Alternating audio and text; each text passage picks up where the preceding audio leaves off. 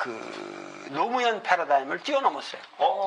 완전히 이 사람은 노무현하고 내가 얘기할 적에는 뛰어넘었어요. 그러니까 우리가 알아야 될 거는 문재인은 절대 그 노무현 패러다임의 사람이 아니다는 거예요. 이거를 왜 그 사람이 노무현에 대한 그런 거 하냐면 인간적인 의리 때문에 그리고 당내에 그 평생을 같이 살아왔으니까 그래서 당내에 또 노무현에 대한 그 애틋한 마음을 가지고 있는 사람이 많이 있으니까 그런 거 저런 거 다 어울리려면 괜히 뭐 각을 세울 필요도 없고 노무현을 자기가 뭐 부정할 필요도 없는 거 아니에요. 그러나 이미 그 사람의 생각의 틀은 노무현 틀이 아니에요. 이거 대단히 중요한 말씀이에요. 왜냐하면 이게 지금 다른 분도 아니고 도울 선생님이 기존의 한계로 거론되던 문재인의 노무현 패러다임 넘어섰다라고 말씀하시면 좀 더 구체적으로 말씀을 해주셨으면 하는 생각이 구체적인 거는 우선 뭐냐면 노무현은 그 미국과의 관계에서도 처음에 자기가 사진 찍으러 가지 않겠다.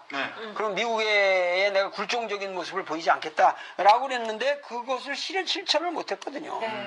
그런데 이런 문제에 있어 문재인은 확고합니다.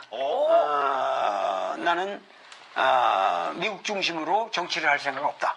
이거 되게 중요한 말씀인데요. 사실 노무현 대통령께서 나는 미국에 한 번도 안 가봤고 뭐 그렇게 사실 그 미선희 호순이 그 어떤 그 바람으로 득표를 많이 했거든요. 그래서 많이 그 어떤 그 미국과의 관계, 중국과의 관계 많이 개선될 거라고 생각했는데 미국 가시자마자 이 미국 때문에 우리가 민주화가 되고 가져가시는데 아유 땡큐 베리 마치 이렇게 하시는 바람에 실망을 좀 했었는데 그 실망감이 결국은 참 우리 진보 진영의 최대의 비극이었죠. 그 이라크도 막 보내시고 그래서 그 이라크 파병할 쪽에도 우리가 따낼 수 있는 것들이 너무 중요한 게 많았거든요. 그럼요. 개성공단 문제라든가 뭐 평화협정이라든가 휴전선 내에서 우리 군이 주도권을 잡는 문제라든가 여러 가지를 얼마든지 우리가 그 바게인으로 내걸 수 있는 상황이었는데 그 따는 게 없었어요. 따는 게 없었죠. 실제로 우리가 베트남 파병하면서 많은 반대가 있긴 했지만 박정희 정권이 브라운 각서라는 것도 체결하고 경제적인 실리를 많이 취했어요. 그리고 더구나 그 시대에 독자적 작전국가까지 획득했거든요. 거기에 비하면 노무현 정부의 대미 외교는 상당히 실망스러웠는데 여하튼 문재인 후보 같은 경우는 넘어섰다. 아니, 미국과의 관계에서. 미국과의 관계뿐만 아니라 미국에 대한 충성을 할 필요도 없고 어떻게 하면은 중국과 소련과 북한 그리고 일본 이 여기에서 아주 구체적으로 나는 등거리 외교를 실현하겠다라는 아주 확고한 결의가 있어요. 진짜요? 내가 얘기해본 아주 깊게 얘기를 해봤는데 그거는 있고 그 다음에 둘째로는 뭐냐면 남북 문제를 최우선시하겠다. 그래서 그 취임하자마자 나는 남들이 뭐라 그러든 남북 문제를 먼저 밀어서 왜냐하면 노무현이 말만 그렇게 하고 남북 문제를 최후로 마지막에 했잖아. 그런 것이 노무현 5년을 이게 허사로 만든 거거든요. 먼저 그거를 앞에서 했으라면은 이게 모든 게 달라졌거든요. 그러니까 그때 그 당선될지 몰랐다고 그랬어요. 운명이라는 책에 나오잖아요. 그러니까 당선될지 몰라서 준비를 못한 거야. 그래서 이 사람 보면은 그거를 바꿔야 된다. 제일 먼저 갖고 와가지고 거기서 이니셔티브를 잡아야만 이 5년 동안의 모든 정책이 일사불란하게 갈 수 있다. 저는 이거를 마음속에서 확고하게 반성하고 있습니다. 그러니까 그거는 확실해요. 그리고 저 같은 경우는 사실 참여정부 때 삼성을 위주로 한 재벌들의 이른바 그 독재, 자본 독재에 대해서 거론을 하다가 저 형도 먹고 그랬잖아요. 실형도. 근데 그 과정에서 사실 청와대에서 상당히 좀 반대하고 압박을 한 경우가 있거든요. 그래서 그것 때문에 문재인 후보가 참 여러모로 훌륭하신 분인데 혹시 삼성을 위주로 한 재벌 개혁에 대해서는 어떠실까? 사실 이거 많이 궁금하거든요. 저도 궁금해요. 이 사람은 재벌 규제에 관해서도 재벌이 과도하게 이런 중소기업이라든가 이런 것에 를 이렇게 완전히 묵살시키고 독주하는 이러한 모든 현상을 확고하게 제재하겠다는 아주 결의가 있어요. 삼성도? 그래서 삼성뿐만 아니라 모든 그 기업이 우리 그 복지국가형의 실현을 위해서 이제는 기업들이 희생해야 된다 하는 생각이 확고하게 있어요. 그건 내가 아주 보장합니다. 야! 맹자는 본인이 뭐라고 그랬냐면은 역사를 쭉 그 사람은 훑어요. 연림금, 승림금으로부터 쭉 해서 항상 위대한 성군이 날 적에는 항상 그 성군을 만드는 위대한 신화가 있었다. 그리고 위대한 성군의 특징은 바로 그 위대한 참모를 알아보는 그 인한 마음이었다. 그러니까는 항상 여기도 이제 내 책에 여기 제일 처음에도 그 율곡 선생이 쓴 동호문답의 그 대화가 여기 쭉 나오고 있어요.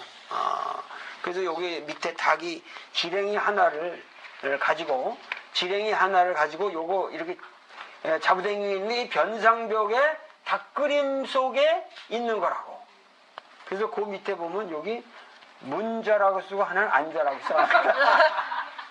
그걸 잘 봐달라고. 문자와 아들 자자가 선생. 옛날 말에 문자와 안자가 지렁이 하나를 놓고 지금 하고 있는 거야. 그런데 여기도 보면은 이율곡 선생님이 결국은 나라가 다스려진다고 하는 것은 결국은 사람을 알아보고 그 사람을 올바르게 쓰는 것이다 하는 데 있거든요. 그래서 맹자는 자기는 뭐냐면은 항상 그러한 그 천하를 통일할 수 있는 그런 왕천하를 할 수 있는 사람을 만드는 것이 나의 사명이지 내가 직접 왕천하를 할 수는 없다. 왜? 자기는 그 당시 시스템에서는 요새와 달리 이 후보로 나갈 수 있는 게 아니거든. 하겠다는 아주 결의가 있어요. 삼성도? 그래서 삼성뿐만 아니라 모든 그 기업이 우리 그 복지국가형의 실현을 위해서 이제는 기업들이 희생해야 된다 하는 생각이 확고하게 있어요. 그건 내가 아주 보장합니다. 야! 맹자는 본인이 뭐라고 그랬냐면은 역사를 쭉 그 사람은 훑어요. 연림금, 승림금으로부터 쭉 해서 항상 위대한 성군이 날 적에는 항상 그 성군을 만드는 위대한 신화가 있었다. 그리고 위대한 성군의 특징은 바로 그 위대한 참모를 알아보는 그 인한 마음이었다. 그러니까는 항상 여기도 이제 내 책에 여기 제일 처음에도 그 율곡 선생이 쓴 동호문답의 그 대화가 여기 쭉 나오고 있어요. 그래서 여기 밑에 닭이 지렁이 하나를 가지고 요거 이렇게 자부댕이 변상벽에 닭그림 속 그 노무현 패러다임을 뛰어넘었어요.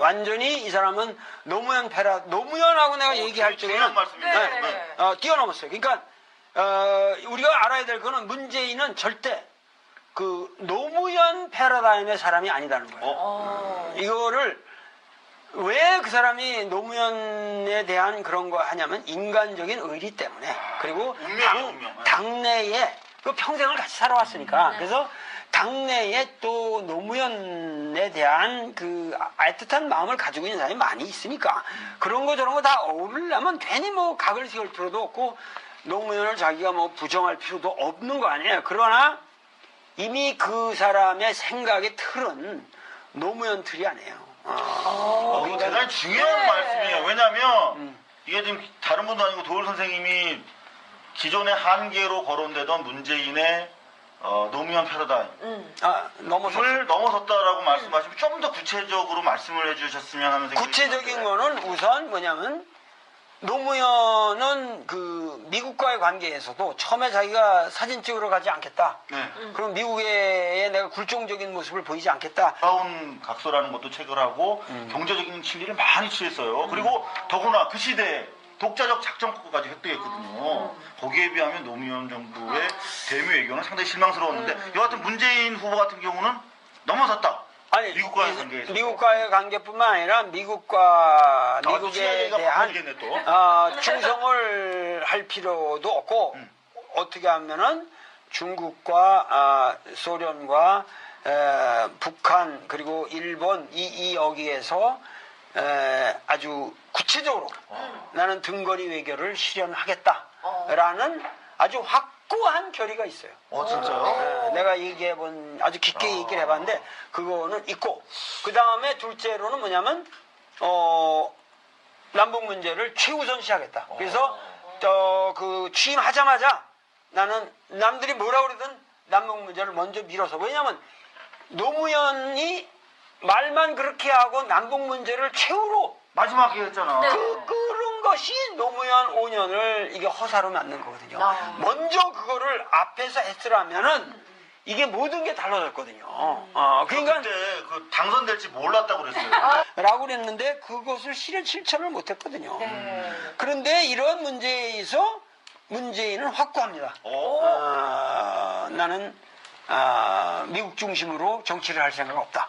이거 되게 중요한 말씀인데요. 사실 노무현 대통령께서 나는 미국에 한 번도 안 가봤고 뭐 그렇게 사실 그 미선희 호순이 그 어떤 바람으로 득표를 많이 했거든요. 그래서 많이 그 어떤 그 미국과의 관계, 중국과의 관계 많이 개선될 거라고 생각했는데 미국 가시자마자 이 미국 때문에 우리가 민주화가 되고 민주화가 되고 아유 땡큐 베리 마치 이렇게 하시는 바람에 실망을 좀 했었는데 그 실망감이 결국은 참 우리 진보 진영의 최대의 비극이었죠.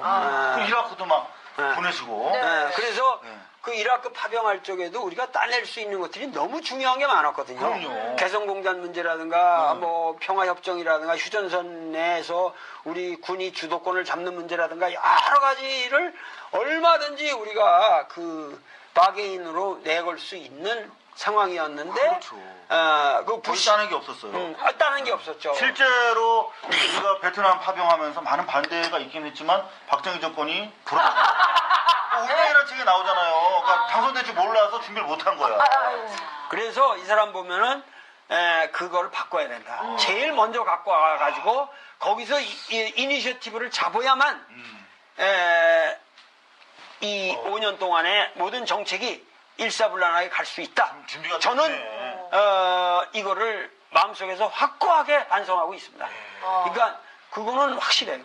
그리고 저 같은 경우는 사실 참여정부 때 삼성을 위주로 한 재벌들의 이른바 그 독재, 자본 독재에 대해서 거론을 하다가 저 형도 먹고 그랬잖아요. 17형도. 근데 그 과정에서 사실 청와대에서 상당히 좀 반대하고 압박을 한 경우가 있거든요. 그래서 그것 때문에 문재인 후보가 참 여러모로 훌륭하신 분인데 혹시 삼성을 위주로 한 재벌 개혁에 대해서는 어떠실까? 사실 이거 많이 궁금하거든요. 저도 궁금해요. 이 사람은 재벌 규제에 관해서도 재벌이 과도하게 이런 중소기업이라든가 이런 것에를 이렇게 완전히 묵살시키고 독주하는 이러한 모든 현상을 확고하게 제지합니다.